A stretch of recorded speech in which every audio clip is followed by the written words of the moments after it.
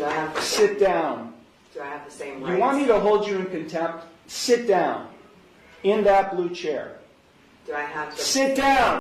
Alright folks, this one's definitely worth your time. The judge in this clip doesn't mess around. He handles the situation firmly and directly. When a self-proclaimed sovereign citizen tries to push back with her usual arguments, the judge quickly shuts it down. You can really feel the tension in the room as she struggles to respond. It's one of those moments where the law speaks clearly, and the nonsense doesn't stand a chance. Big thanks to Old Squishy Gardner for finding and sharing this clip. Now, let's talk about what's going on here. The woman in question says she's entitled to a jury trial, but here's the thing. The Sixth Amendment...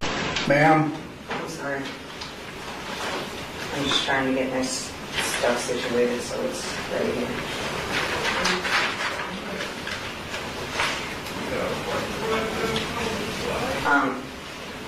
Take a seat I have a in question. this blue chair. Do I have Sit down. Do I have the same rights? You want me to hold you in contempt? Sit down. In that blue chair. Do I have to Sit down! there? One more time. Sit down.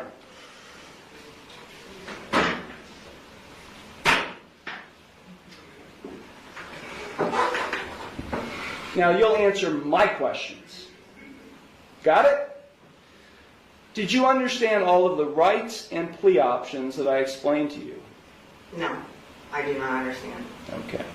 Then I will enter no plea to the charges filed against you. Well, let me just explain to you. You are charged, and I do have a signature on the citation which shows you've been served.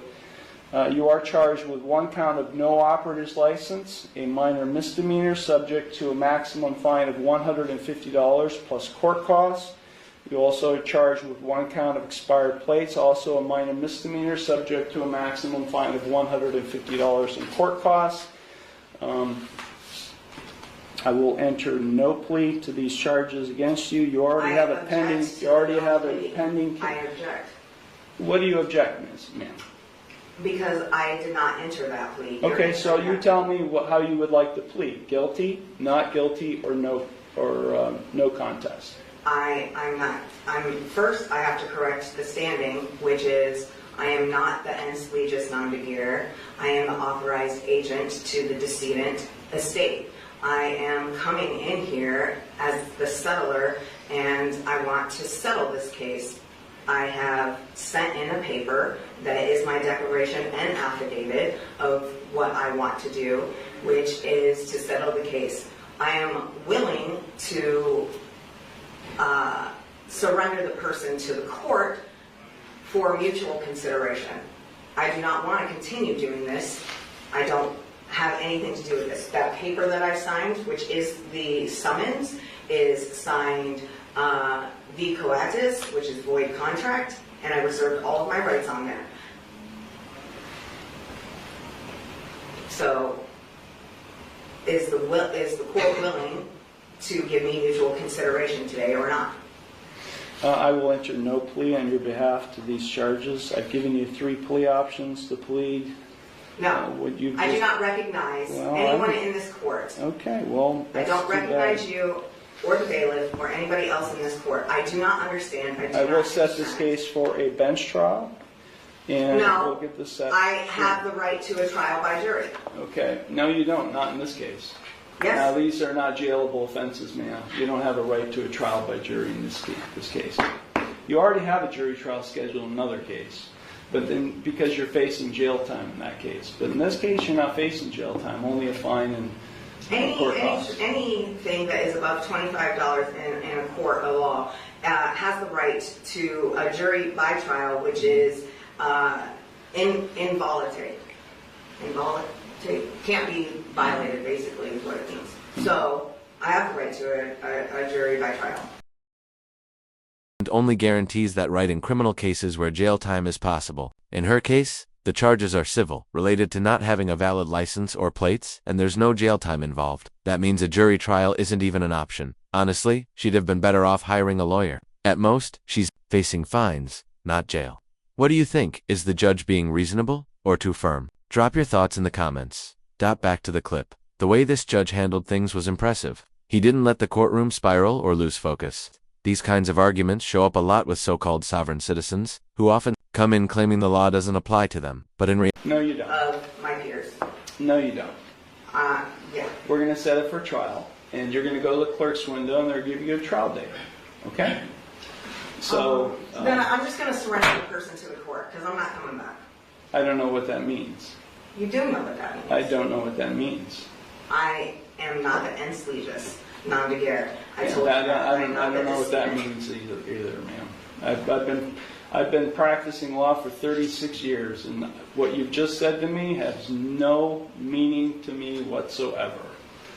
So, great. yeah. So Ma'am, if you don't leave the courtroom, and if you don't go to the clerk's window to get a trial date, I'll have you arrested and hold you in contempt of court. With what contract? There is no contract. I know You're looking at the contract.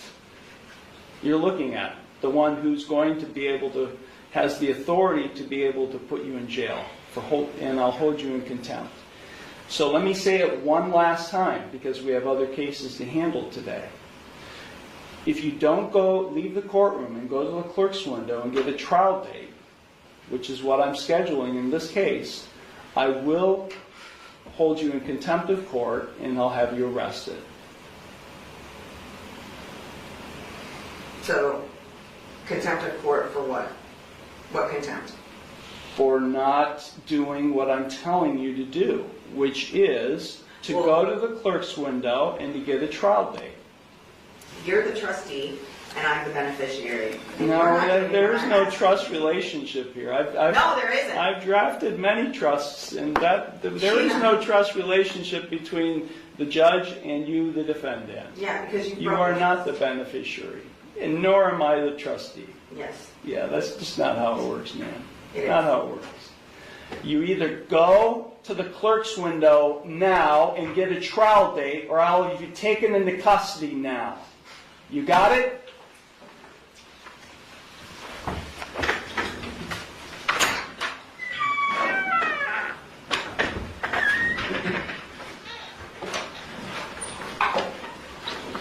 Is this your phone?